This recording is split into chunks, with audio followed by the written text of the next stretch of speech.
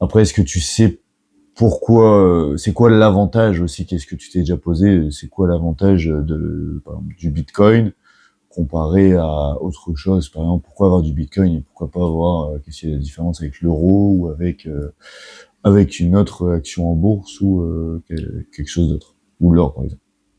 Ben, déjà le fait que ce soit justement pas quelque chose de physique, on dirait que moi ça me met plus en confiance Ah ouais? pour une raison que j'ignore, Plus que l'or? plus que l'or. Ouais. Ouais, mais peut-être justement, je pense que tu l'ignores pas forcément, c'est que tu te dis que, en tout cas, pour pas tourner autour du pot, l'avantage du Bitcoin, mettons, pour faire simple comparé à l'or, c'est que c'est le seul et unique. Enfin, en fait, le Bitcoin n'existerait pas. Si ça n'avait pas cet avantage, c'est que tu peux avoir la pleine possession de ton Bitcoin, il sera qu'à toi, il n'y a pas à quelqu'un d'autre. Mm. Et alors que l'or, effectivement, tu peux acheter un lingot d'or et l'avoir chez toi. Sauf Puis que le lingot d'or, tu l'as chez toi, t'es pas serein, c'est quoi. ce que j'allais dire, c'est que tu te le ferais pas voler. Ouais, et Euh, puis Il y c'est a un ça, côté très physiquement, t'as un sécurisant. problème. Avec le Bitcoin, tu peux l'avoir chez toi. Bon, on entend des histoires un petit peu Ah, de sur un disque dur. homejacking. Ouais, mais c'est même pas sur le disque dur, c'est sur une genre de clé USB qui s'appelle une clé cryptographique. Souvent, on va utiliser Ledger ou Trésor parce que c'est les deux plus gros populaires. Ledger, c'est français en plus, et c'est les meilleurs au niveau de sécurité. En fait, tu vas stocker tes mots de passe dessus. C'est que l'avantage donc, du Bitcoin, c'est que ça permet de avoir la clé, la pleine possession de ces Bitcoins. Ok. Et en fait, d'être l'unique propriétaire de ce mot de passe. Et sans ce mot de passe, tu perds ton Bitcoin. C'est aussi ça, davantage de responsabilité. De toute façon, on peut pas tout avoir. Non, c'est ça, mais j'avais pensé disque dur parce qu'il y avait cette histoire Oui, d'un avant, Anglais qui avait perdu oui, son disque dur et qui le avant, ça recherchait se faisait désespérément plus dans une sur déchetterie. disque dur parce qu'il y avait pas autant c'était pas autant connu le Bitcoin et il y avait pas autant de développement au niveau de la cybersécurité dedans. Ok. Mais, il y avait quelque chose que j'avais appris dans ta formation qui me revient, c'est aussi que il n'y a pas quelqu'un qui le détient quelque part. C'est la personne qui avait mis en place le Bitcoin ou la personne ou le groupe Ouais. avec un nom japonais, je retiens pas. Satoshi Nakamoto. Ouais, voilà. Et C'est un pseudo. C'est un pseudo qu'il a utilisé justement. On peut voir beaucoup de documentaires que je te donnerai sur YouTube, vraiment très intéressants. Où vraiment, en fait, de sa création, il a décidé en 2008 d'être anonyme et pour après disparaître parce que il y avait la CIA qui a commencé à interroger les personnes avec qui il avait échangé. Et depuis, en fait, on n'a pas de nouvelles de Satoshi Nakamoto, le fameux Satoshi. Il y a plusieurs théories sur qui ça pourrait être, etc. Mais il y a vraiment pas eu de révélation vraie sur ça. Et c'est ça aussi qui fait sa force à Bitcoin, c'est qu'il n'y a pas de créateur derrière. C'est ça, il juste n'est la pas communauté. détenu. C'est la communauté qui l'a. Et C'est juste de la confiance. oui, c'est ça. Et beaucoup de personnes pourraient dire ah mais en fait il vaut rien ton Bitcoin, ça va partir à zéro. En même temps, pour une question que les gens, tu creuses un petit peu, tu peux te dire pareil. Ok, mais ton euro, c'est quoi? C'est de la confiance. C'est exactement Non, pareil. C'est juste que le billet de 10 euros ou le 10 euros que tu as sur toi compte en banque, c'est parce que tu fais confiance au gouvernement que ça vaut quelque chose. et ça revient à ce que je disais tout à l'heure, où je suis comme pas, je me sens pas en sécurité avec juste du papier. Contre-intuitivement, il y a quelque chose que je détiens qui est palpable, mais Ouais. qui ne me rassure pas. Ah ouais, c'est Ouais. marrant. En général, ça avait plus l'effet inverse. On dit que c'est numérique, ça parle pas. Bon, après, je pense aussi plus le côté peut-être vieille génération qui pense ça. Vraiment le cliché de la personne qui a 50 ans et plus qui dit que Bitcoin c'est juste du numérique, ça vaut rien, c'est que du vent. Et qui fait qu'on continue à avoir des chèques aussi. Ouais, c'est ça.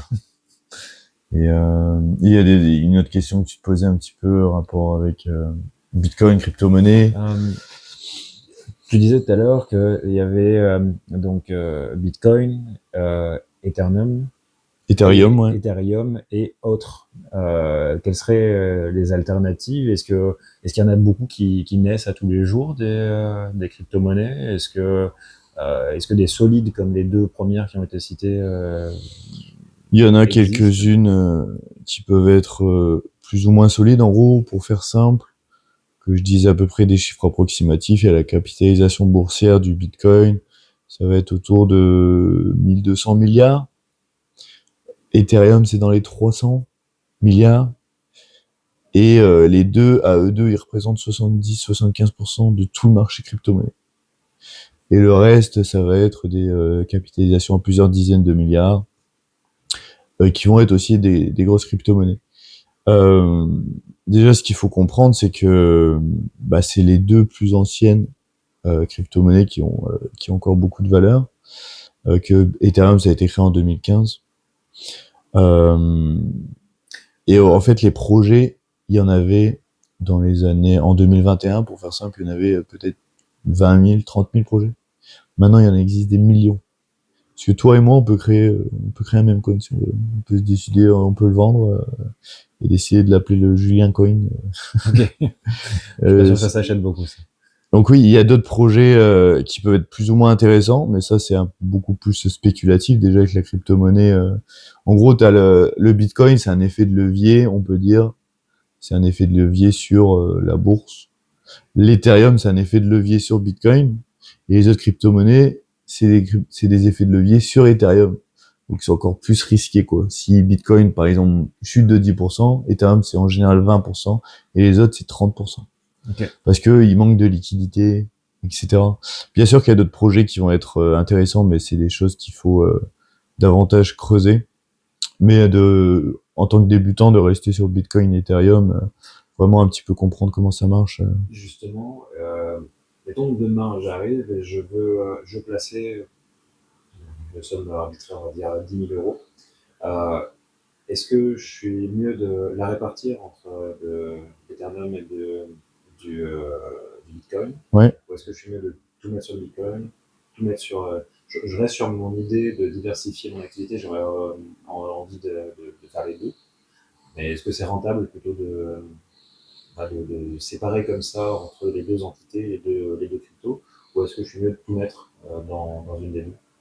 Ça va dépendre ce qu'on recherche un petit peu. De toute façon, après chacun son profil et faut faire en fait c'est vraiment ces recherches en fonction du profil qu'on veut et l'horizon de temps d'investissement. De toute façon, je suis pas conseiller financier, hein, mais on pourrait se poser la question de voilà, je veux mettre les 10 000 euros et je veux pas y toucher pendant 25 ans.